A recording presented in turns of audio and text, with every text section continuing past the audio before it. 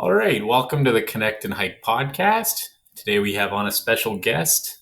We have Ivan from the Hikes and Mikes podcast.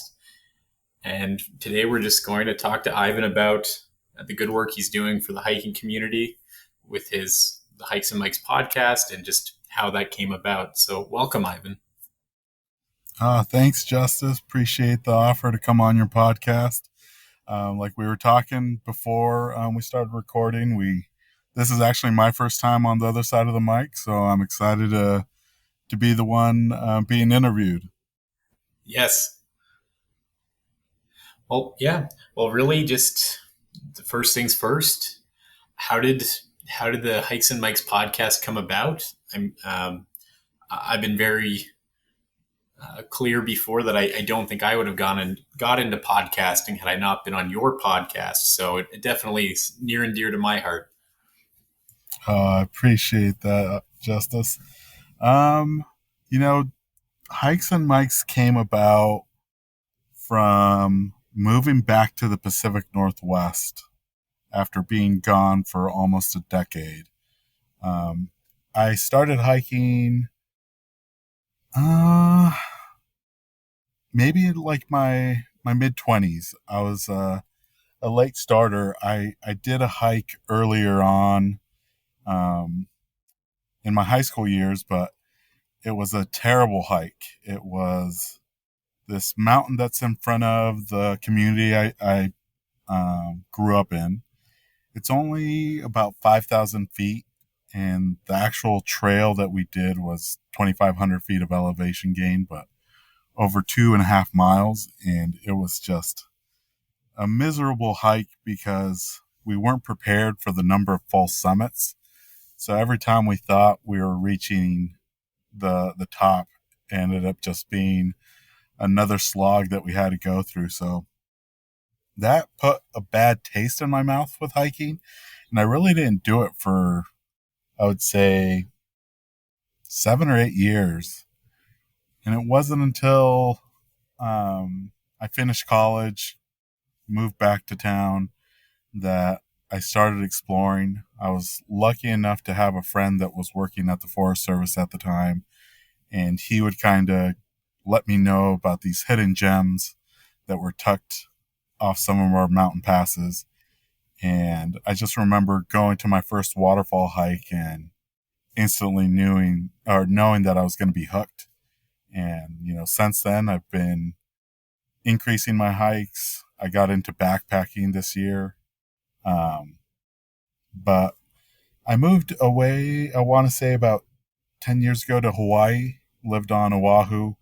And that's where I really kind of fell in love with hiking, because there was so much accessibility, and the different variances of hiking terrain was amazing. And I really built my community through hiking there on the island, whether it was coworkers or people that I met through my job. But then I moved to Phoenix right before the pandemic. And that was the first time where the weather really played a role in my accessibility to hiking, because as you're probably aware, Justice, there's, some 100+ degree days that you shouldn't really be out in the middle of the day hiking, especially if you're in the Sonoran Desert. So a lot of people go up to Flagstaff to kind of get away from the heat. But definitely took advantage during the winter months, the cooler months. But at the end of 2021, I moved back to Washington State. Still had a bunch of friends in and around the Pacific Northwest, but they kind of all scattered across the region. So it really forced me to get back into solo hiking.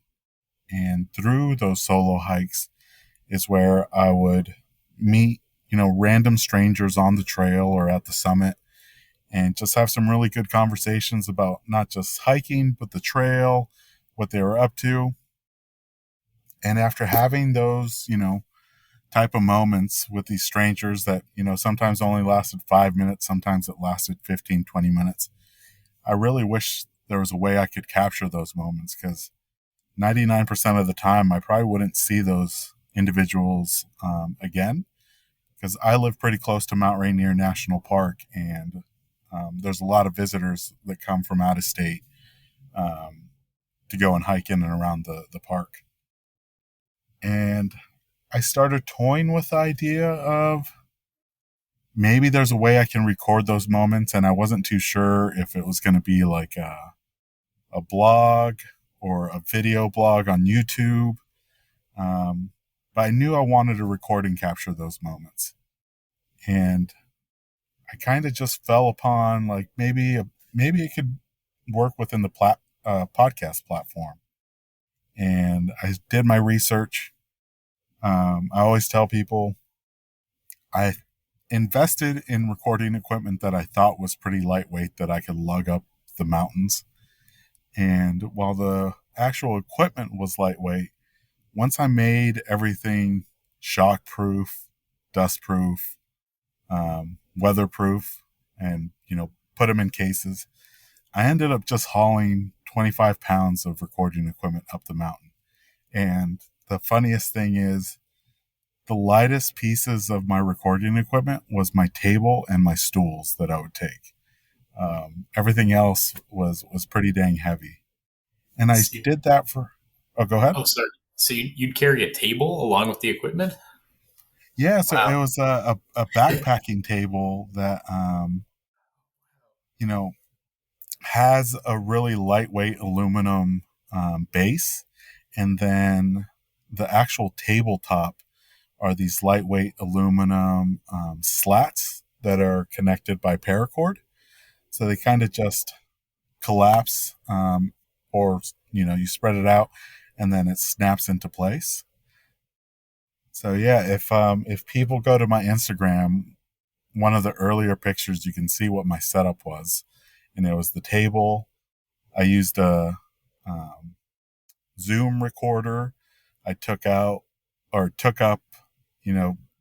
professional mics and the cables that came with those mics, and connected it to the table, and that's how I would record the episodes at first. And it was a great workout for sure. But after about 4 episodes, we had a really weird fall last year. It was almost non-existent, where I remember being up at Mount Rainier National Park the first week of September or of October in a tank top and shorts. And then 7 days later, the mountain pass closed for the winter season because they got so much snow.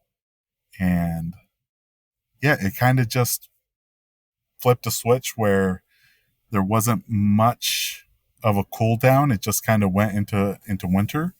And I didn't want to keep people on the trail, especially not moving, trying to record people. So I did take a little bit of a break from releasing episodes as I tried to figure out and navigate what I was going to do next. And I initially thought I was going to just pause it and then restart the podcast in the spring. But then I learned about, doing virtual podcasts and was intrigued by it. And I had built a little bit of a following, and I was starting to follow a lot of new backpackers, where I kind of was like, well, let me reach out to some of these hikers on Instagram and see if they would be interested in being interviewed. And maybe I could do that for the winter months.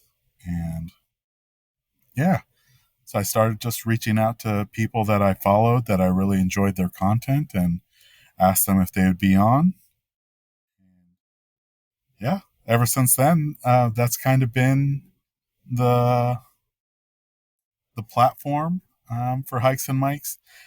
I still want to get out there on the trails, because I did invest on a really lightweight recording system which is only 1.5 pounds all in. But I feel like the virtual option doesn't really geographically lock me to a region, where if I was doing it out on the trails here in the Pacific Northwest, it would be a Pacific Northwest hiking podcast. And by doing it virtually, it's given me the opportunity to learn about the East Coast, down south, most recently, the beautiful Austin hiking community that you've been building Thank you. and are expanding across Texas. So it's just given me a great opportunity to learn about hiking and what other hikers are doing in and around their neck of the woods. Yeah, I love it. I mean, I think it's an amazing. I still think the bringing the equipment's an amazing concept. Um, Definitely, if there's anyone listening who has any tips for Ivan on maybe how to lighten his load, or I don't know if there's like a drone you could have fly the stuff up, please reach out, because I think that's just, people will say like there's nothing like eating a nice meal on the top of a mountain. I mean, there's something about recording a podcast on a mountain that just it speaks to me too. I think it's just such a cool idea. Definitely hard to execute. So, I don't. I'd have a hard time executing it myself. Well, I do have the new recording system that's super lightweight. I just haven't had a chance to hit the trails. I've done some trial runs with it, but I just haven't had the time to go out and do it and actually record. Yeah. So, Ivan, I'd like to ask you. I know Spanish is your first language. I'm not. I'm not a Spanish. I can't even say it. I'm not a Spanish speaker myself, Mm-hmm. coming from Canada. But I'm very interested. Just, do you find it where you are in the Pacific Northwest? Is there a large Hispanic community that is hiking? Like, is there an established community? And if not, would you mind just talking about some of the gaps there? Yeah, that's a great question. So before I moved, I would say the diversity on the trails in the Pacific Northwest wasn't um, that great. Um, I would say I was one of the few people of color on the trails, especially on some of the um, harder trails that I was on. But moving back here, there is a big shift in the diversity on the trails, and it's across multiple demographics, not just people of color, but you see a lot more solo female hikers, female only groups that are hiking. Um, the landscape has changed for the better here in the Pacific Northwest, but I think it's accessibility is a big portion of what keeps, at least from my experience, Latinos from hitting the trails, because there is a perception with people that are trying to get into hiking that you need to invest a significant amount of money to hit the trails, which is a myth.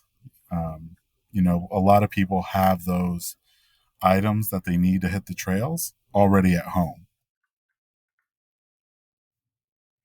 I totally, I couldn't agree more. Um, yeah, that's definitely a gap. Is this, this idea that, in my head, I can think about the kind of person who hikes Mount Rainier, and I have this kind of flawed perception that it's the, kind of upper middle class, kind of white family, or it's, kind of like dirt bags not dirt bags, but, what's the word for it? People who, kind of like hippies. Maybe I'll edit that Yeah, out because I don't know if everybody knows that term. yeah, I've heard of like dirtbag. There's dirtbag gypsies. That's a prominent. Uh, it's a prominent hiking group in the Southwest. Oh, there you go. Okay. Yeah. But That might be a yeah, I regional think term. I'm just-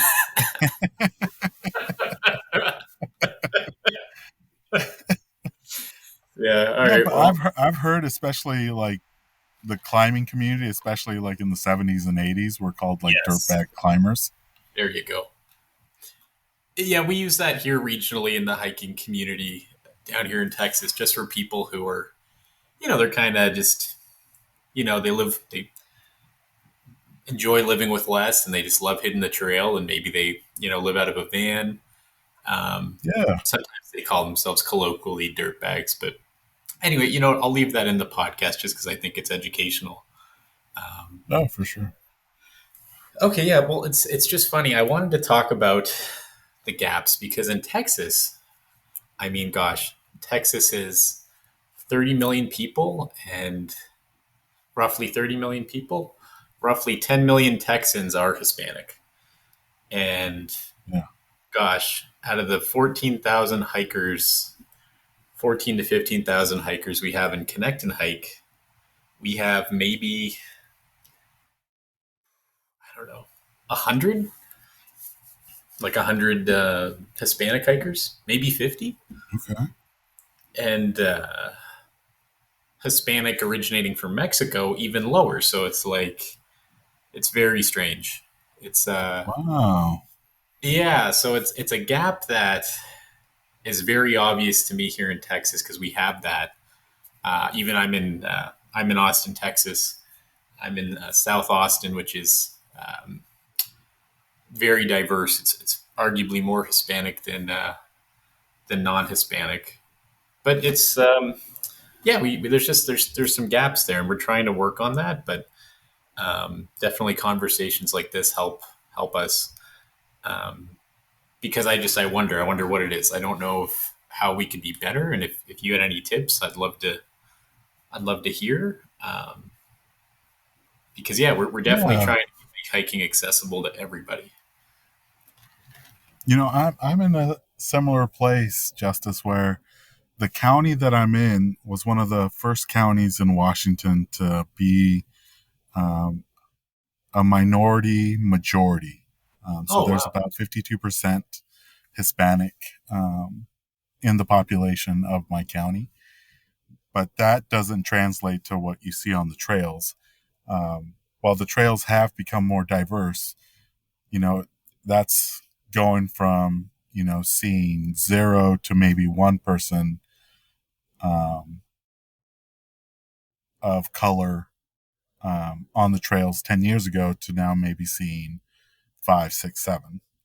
Um, there are hikes where they're like locally known. So I think there is a little bit of gatekeeping because some of these places are treasured. Um, and we've all seen the impacts of what social media has done. And I don't say that as a bad thing because it's helped get a lot of people, especially a lot of people of color, out to the trails. But at the same time, it's also put a lot of stressors on trail systems that were just never made to handle the type of traffic that they're seeing. yeah, yeah, I've seen, And definitely seen that. and yeah, I think one thing I'm trying to do is do these Spanish um, only episodes for Hispanic Heritage Month, where I have um, Latinos who are hikers share their experiences um, on and off the trails, and hopefully that helps, spread awareness. And then I don't think I shared this with you, Justice, but seeing what you're able to do in and around Austin, I set up the group on Meetup, but I just need to make sure that I have enough time to uh, Yes, yes, allocate to it. But yes. to create a hiking group for Eastern Washington, because there is a lot of hiking groups in and around the Pacific Northwest, but it's typically in more of the populated areas. Like in my case, it would be the west side of the Cascades, where the largest population in the state is, which makes sense. But in the wintertime, it's hard to navigate across the mountain passes because you just never know how bad it's going to get. So I really just want to focus on my Central Washington, Eastern Washington region and be able to showcase our hikes to anybody who wants to join. But I just need to make sure that I have enough time to um, put effort into that. Definitely. Well, that's amazing. I mean, that's man, I couldn't be happier. Um, yeah, it definitely is. It can be an undertaking, but I know from my experience, it was definitely just to reference a great American film, um, Field of Dreams. You know, if you build it, they will come. So you'll find. I have a feeling if you start that, I'm definitely praying somebody will come to the plate and help you out. There's lots of people I think who are looking for the same thing, Yeah, but and definitely an undertaking. when I moved back, I tried to find a hiking group, and there is one hiking group in Central Washington that's based in the region that I'm in, but um, it's mostly made up of retired hikers. Yeah, So a yeah, lot of their hikes are midweek. yep. Um, and for me, I'm working 9 to 5 Monday through Friday. I can't go out on those hikes. Um, and I feel like a lot of people are typically in that Monday through Friday work schedule where if they do want to go hike, they hike on the weekends. Um, so that's my goal, is to hopefully be able to um, lead some group of hikers on the weekends. But yeah, when I moved back, I didn't find anything. I looked at Reddit, and there's a post 6 months that was 6 months old that was looking for hiking partners, and unfortunately that didn't grab that much traffic. And when I looked at Meetup, there wasn't anything within 100-mile radius. So for being such a diverse landscape for hiking, it was a shock to come back and see that at least within our region, there wasn't really an established hiking group. Hmm. Well, I'll definitely send you every resource under the sun to help you with that mission, Ivan. So I don't. appreciate that. Yeah, you sparked the idea, Justice. Sweet, that's awesome. Well, I mean, you sparked our podcast, so it's all it takes a village, right? It takes, It does. takes a village. Um, that's awesome. Okay, so I know I'm harping on this, but back to maybe you can help me here. And I know I didn't provide you any of this questioning prior to the episode, just for anyone listening. So if Ivan stumbles, it's not like he had a week to prepare. But just with gaps, like so again, my background, not only am I not Hispanic, but I'm kind of a hidden immigrant or whatever. I'm Canadian, so I'm just a goofy guy here. But I'm trying to figure out, like how do you attract? Like I love your episodes with the Hispanic population, and I love how you even translated the name to what is it? Comnatas, Caminatas and Caminatas Profonos or something. Yeah, that's awesome. Caminatas y Microfonos, Okay, which is a Caminata. direct translation of hikes and mics. Yeah, that's awesome. But it's just, again, it sometimes takes somebody from that population to speak to those people. And I know we have an amazing volunteer here with Connect and Hike from Mexico. And once his schedule calms down, he'll be helping us with some of these efforts. But we're just trying to figure out how to, make a welcoming space because it is just a real shame how few people from that population are coming out. So I'm wondering if maybe um, we put some hikes out and maybe we translate the names or maybe we write the descriptions in Spanish. Just if you had any tips, we're all ears. Like, how do we make it a welcoming space for people who may not speak English as a first language? Yeah, I yeah, you're already on the path if you're looking at translations. Um, I think a big thing is people of color and especially Latinos here in the United States, if they can visually see that they're being represented within this hiking community, they're more prone to get involved. So, if they see that a social media post for, let's say, a hike is not only in English, but there's also the same exact post, but in Spanish, that really goes a long distance in the community.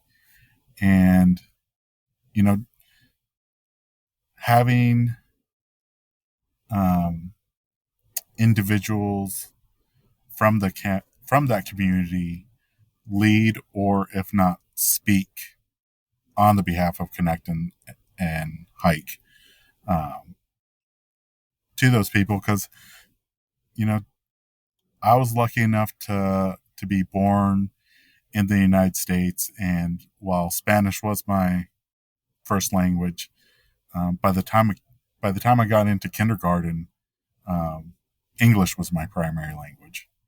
Um, so I didn't have the big adjustment Yeah. in learning English. So for those that don't necessarily feel 100% comfortable with the English language, having it in Spanish definitely goes a long ways.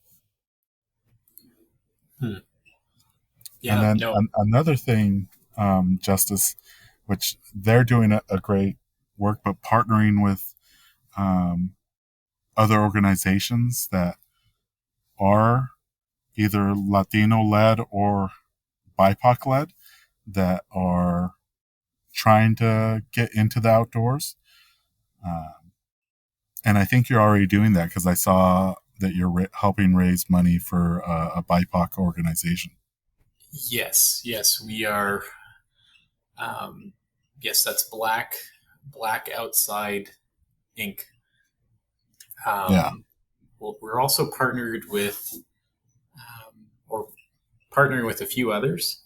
But yeah, it's near and dear to my heart. I know Black Outside Inc. Highlighted how just 1% of Texas state park visitors were African American. So that's again not reflective at all of you know the people who live in Yeah. Texas. Yeah, and our goal is just to just like walking outside, we want it to be reflective. Like the people who walk down the sidewalk, we want to be reflective of who lives here, right? Whether that's on the sidewalk or in the park, and that's just part Yeah. of our. So trying to figure out how to go about that, and again with reaching out to every community, there comes different gaps to bridge. So it's fun, it's exciting. Thankfully, we're up for the challenge. Um, I wish I'd learned Spanish instead of French. I mean, I don't know. It's kicking myself, but what can you do? But yeah, we're definitely going to try to do more because, yeah, we have a very interesting demographic.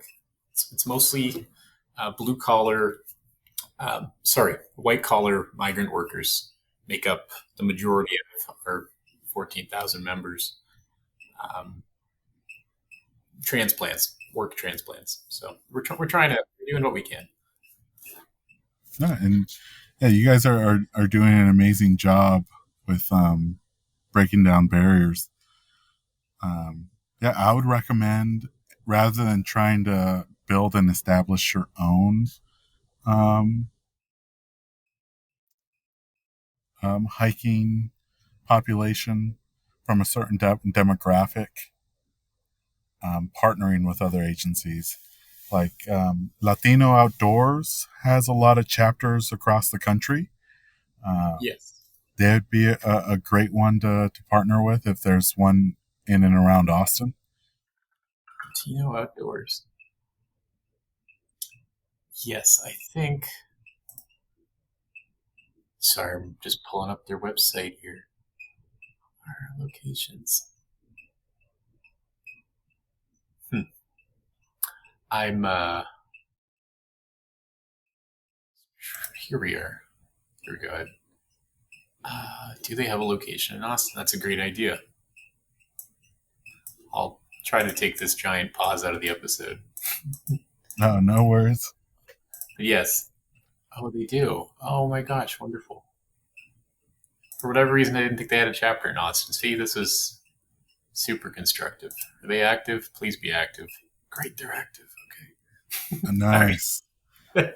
Yeah, because I ended up looking my local chapter, and they just recently started in July, and they haven't been active since. So I don't know if Yeah. that's still going. Well, let's hope this one's active. That would be amazing, and that would help. Yeah. Okay. But yeah, again, yeah, we're not trying. We definitely don't want to. Yeah, we're definitely just for transparency. We're not trying to compete with any of these other organizations. Um, just like Black Outside, if somebody's already taken the mission on, we just want to help support them and provide education and just help people know those resources are out there. Because I often find that simple. I used to work in social services, actually, in the nonprofit sector, which I guess we have a connection there, Ivan. Yeah. Um, I used to work with the deaf blind, so that's part of my background. And often the gap with somebody who's deaf blind, the gap is just it's harder for them just to know that those resources exist. So just again, just connecting people with the resource, not necessarily creating it, but just being that little bridge between the resource and the end user. So and again, hopefully podcasts like this help highlight that things like this do exist. Okay, so um, yeah, okay, so you have the meetup group, and do you mind sharing the name of the meetup group? Oh, it's just a placeholder. Okay. It's like I think I have it right now as Hikes and Mikes presents Eastern Washington Trailblazers or something like that. It's Okay. yeah, it's definitely just a placeholder for the time being, and I'm hoping because we're going into the fall season. I'm hoping I can lead my first hike come October because that's when our larch season really gets into full swing. Okay. Sorry, Larch. Oh yeah, so where I'm from, everyone kind of knows the Pacific Northwest for the evergreen trees, the pine trees, but here in Washington, well, there might be across the West Coast, but larches are the only deciduous conifers. Um, and typically they only really start showing up in higher elevation mountain ranges. And the beauty of them is come the fall color season, their needles turn a golden yellow and then they drop their needles. Um, so if you can find a good larch grove, it's a unique site because you'll still have, other evergreen trees around them, but you'll have these pockets of golden pine trees. Okay. Well, I'll have to include a photo of that in the show notes because that just sounds, yeah, very, very curious. Uh, Even though you're close to Canada, I'm not very familiar with West Coast anything, so it sounds very mystical to me. Yeah, I know Alberta has a huge, larch population, and at least here in Washington, it's gotten so much of a fever frenzy. It's called Larch Madness because That's it only yeah it only lasts like maybe 2 to 3 weeks, if that, for the peak color, and then they go away. So on weekends, especially, any place that has larches, you'll just see cars lined up as people are trying to get their um, feet on the trails and hopefully be able to capture that moment. wow. Okay. Well, we'll if you'd like, we can definitely. I don't think this will be released for a few weeks, but I'm happy to include that in the show notes as well. Um, and yeah, promote your group wherever. I'm super excited for this. So Appreciate it. yeah, okay. Yeah, well, so that was kind of your foray into hiking. You have the hiking group, which I think is amazing. Um, some tips about connecting with the Hispanic population. I know you and I have talked about the financial accessibility piece of hiking in the past, but I'd just be curious again, just to hear some of your thoughts. I know something I've actually repeated several times over the last month is you had this great point from one of our conversations where you said the biggest gap you saw between a day hiker and a backpacker, an overnight hiker, however you want to quantify it, was a financial gap. And I was just wondering if you'd mind elaborating on that point again, because I've been using it. That's like a soundbite I've been using everywhere over the last 3 weeks. Because it feels so true to me. It feels like the truth or the perceived truth. No, yeah, I didn't really know about the gap until this year. So one of the great things about uh, starting a podcast is I got to interview a lot of backpackers. And like you said, I've always been a day hiker. And this year I finally went out and did a few backpacking trips. And, like most people, they research. And when you research, you end up finding that all the ultralight gear is super expensive. Um, so I started looking at especially YouTube videos of like budget friendly backpacking equipment. And I ended up, following most of those budget lists, um, except for a few items that I did splurge on, pillow being one of them. Um, but That's even fair. buying like entry level items, I spent well over $700 on backpacking gear, Yeah.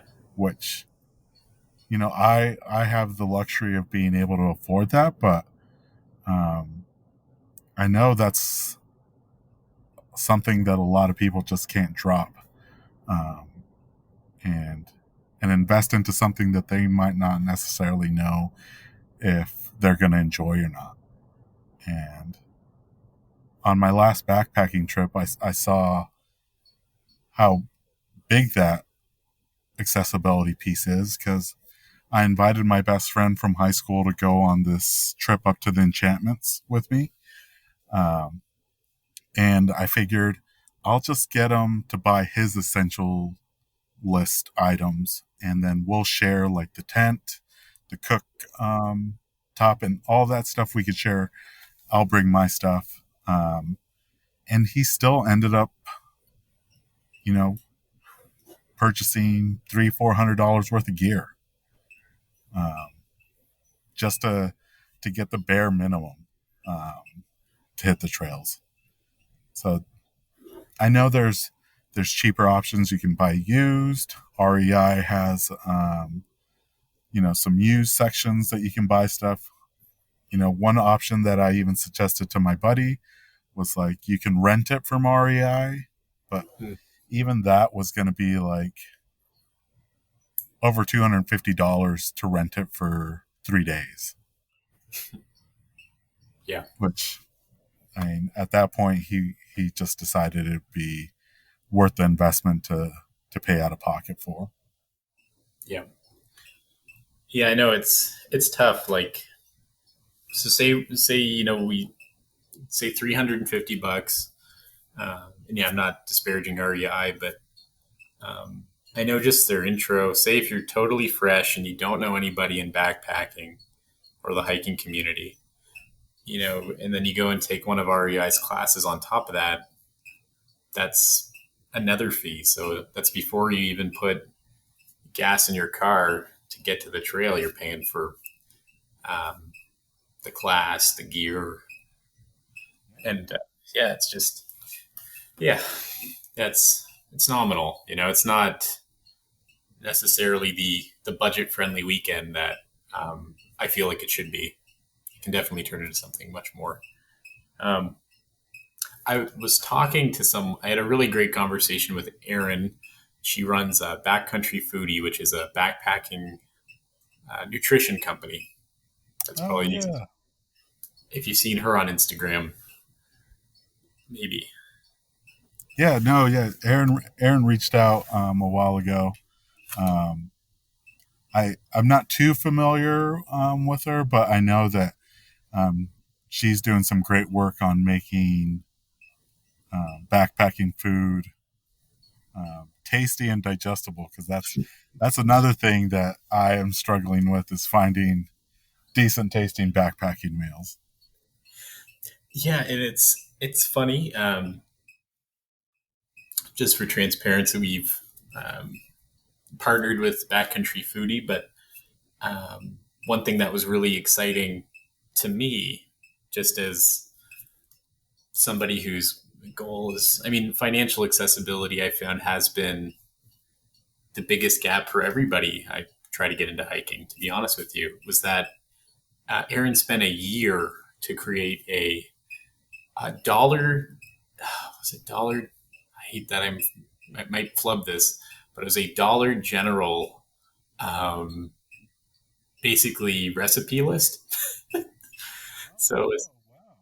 yeah, so it was recipes that you could just make from your local Dollar General for backpacking, and with all the nutritional value attached to it. So she went and looked at all the macros and micros and all that good stuff.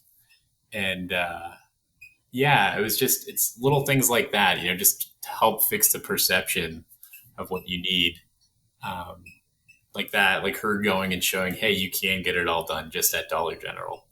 You don't have to buy the $12 or $11 Mountain House meal, and then you're going to be eating, you know, you're spending what, however many dollars a day just on freeze dried food that doesn't taste maybe the best.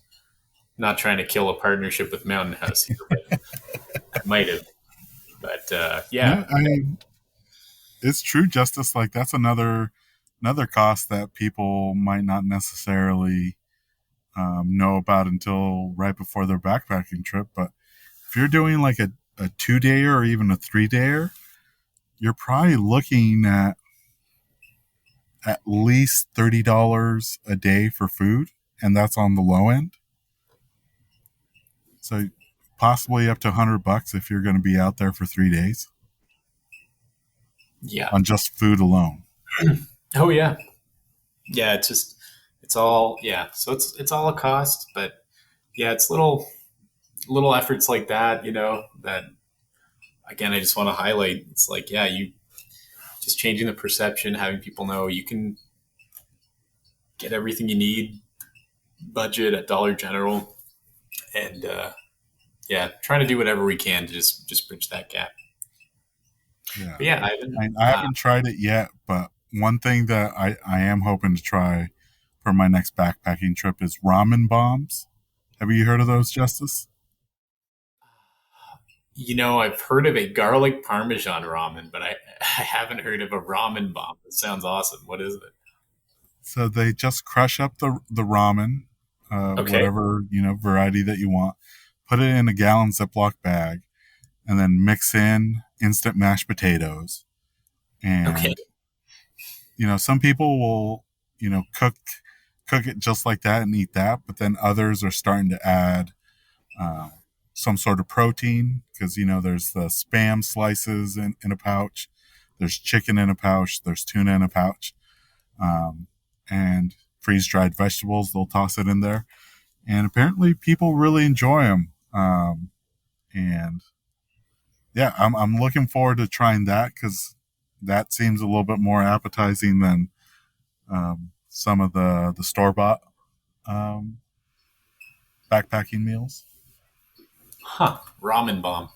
Yeah, and it's funny. One, just to throw out another discount meal for people. I don't know if I want to call it a discount meal, but I was in a pinch, and I'm super frugal. I am white. I'm still an immigrant, still super frugal, and I'll bring like, especially for car camping, I'll bring some of the greasiest food you can imagine with me, like just cans of kidney beans and white rice and like all that stuff. But I was in a pinch. I didn't bring enough food. We're out in the mountains. We're up in McKittrick Canyon at Guadalupe National Park.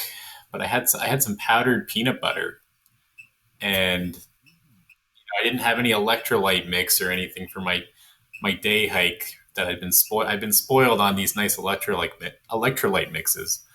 So I mixed some powdered peanut butter and salt and some water. And that was my fix to get through the 15 to 20 miles of hiking that day was peanut butter water. And you know what? I felt absolutely amazing. That's what I want to share. I I'll felt, have to try that. yeah. I mean, test at home. Maybe get some Truvia or stevia, or I don't know. Just even if you put it, I don't know. I'm sure you could get creative, but it was funny because I talking to Aaron the other day, and we were talking about kind of a cheap, cost effective emergency food kit that people don't appreciate. Like when you go hiking, there's a lot of talk about emergency items, but sometimes emergency food isn't highlighted. Like if something happens to you, if you have food, your likelihood of surviving, say something terrible happens, is a lot higher. It was powdered peanut butter. So just for anyone listening, again, if you're putting your emergency food kit together, just a little pouch of powdered peanut butter has enough calories in it and all that good stuff to potentially keep you alive a little bit longer. Maybe that and a Sawyer water filter. Shout out to Sawyer. I love those guys. But, maybe you're doing okay. You get your peanut butter water and you're just living on it. Your broken legs, but, Oh. you're feeling good. So, yeah, okay, Ivan. So just, oh, sorry, get you off there. Oh, I was gonna say it's not to say. I mean, one of the beauties about hiking is that people can hike their own hike, and I've seen I've seen people take up a charcuterie board on a day hike and like set out an amazing cheese and crackers and fruit spread on top of these mountains. And I wish I could do that, but I just know that like that's going to add weight to my pack. So for Yeah, me personally, like I do consider my food and what it weighs. But yeah, I mean, if people don't mind hauling up, you can eat good on the mountains. It's just a give and take. Do you sacrifice weight for taste, or do you sacrifice taste for weight? yeah. I've personally never mastered the taste thing. I'm kind of like you. I'm pretty just doing whatever. I think my last trip to Acadia National Park, I had a pocket full of pancakes and bacon from breakfast, just in some paper towels. So, just keep it light and keep it kind of minimal. Um, okay, Ivan. So, this is a question I like to ask everybody. There's really just one unified question. A big part of Connect and Hike is trying to help people learn how to live with less, and just engage with the outdoors. So I like to ask everybody what a piece of gear is that they find overrated and what a piece of gear is that they find underrated, maybe to help people with their buying decisions. That's a great question. Um, you know, I haven't committed to this fully, so I'll definitely update you if this changes. But I'm really starting to move away from hiking boots Okay. and switching to trail runners, or a trail runner that's um, a mid ankle support. Um, and I think there's there's a misconception that you need hiking boots to get on some of these trails, but Yes. the more and more I see people on the trails, it's really shifted to trail runners. And there's been moments where, if it's not a grueling hike, I see people just in, regular tennis shoes. And, Yep. if the hike doesn't ask for anything more than tennis shoes, then, um, you probably already have the hiking shoes you need. But for anything else, yeah, I would say you probably don't need anything more than trail runners.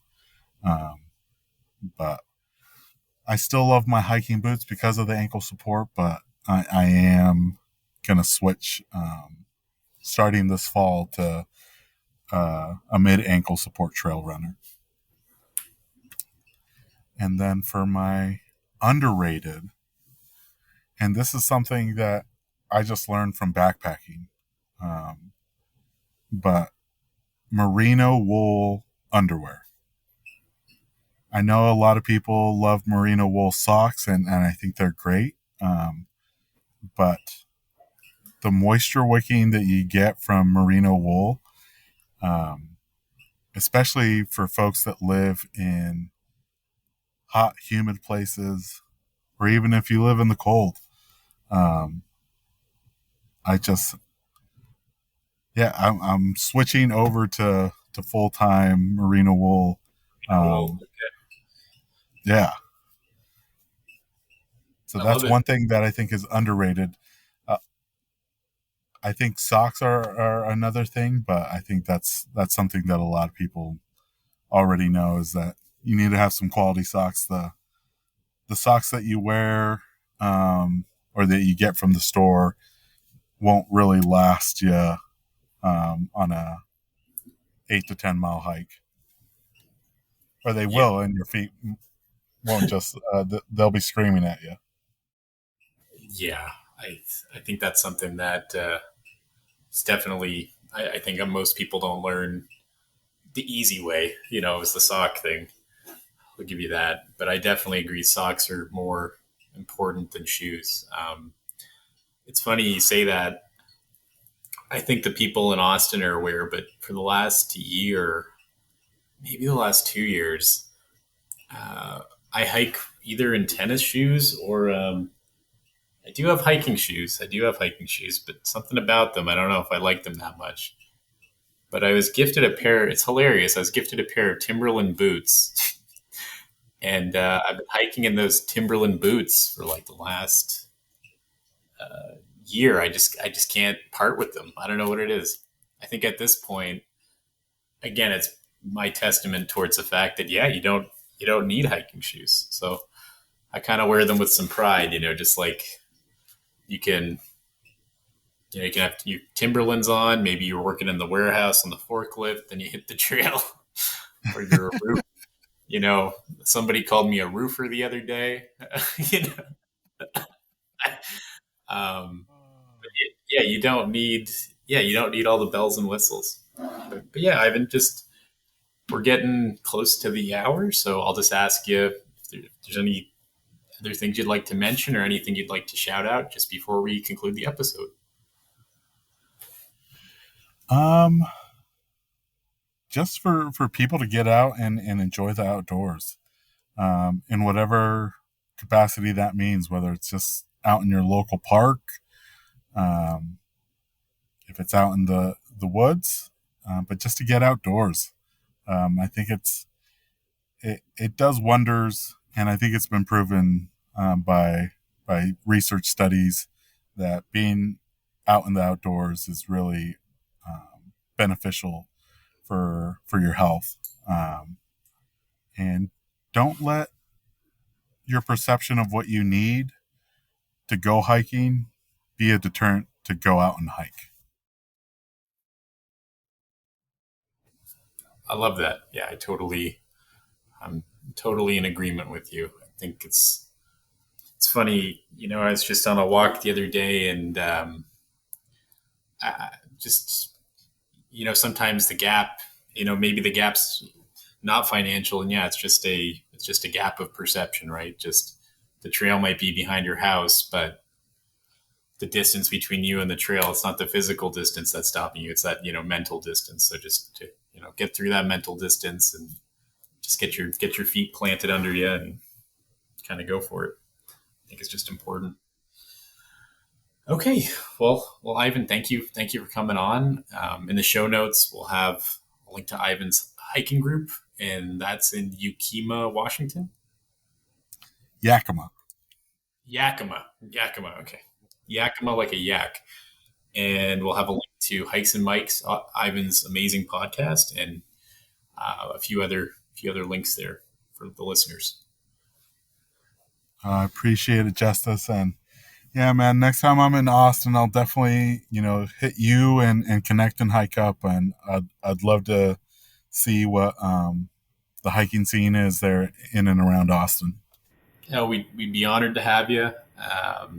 Yeah, we'd be honored to have you, Ivan. Okay, well, thank you again for coming on, and that concludes the episode. Thank you. Have a good one.